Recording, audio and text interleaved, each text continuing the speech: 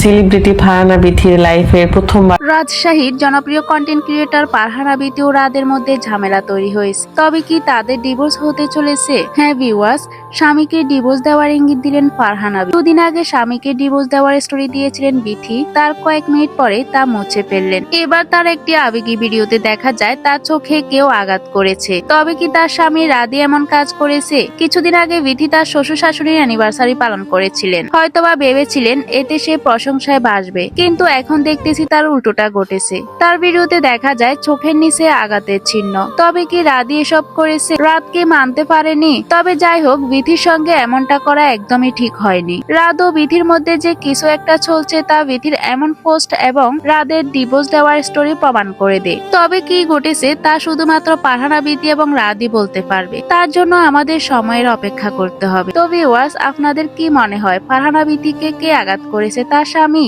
এছাড়া কেনই বা স্টোরিতে রাতকে ডিভোর্স দিতে চাইলেন ফারহানা বিথি? কমেন্ট করে জানাতে ভুলবেন না।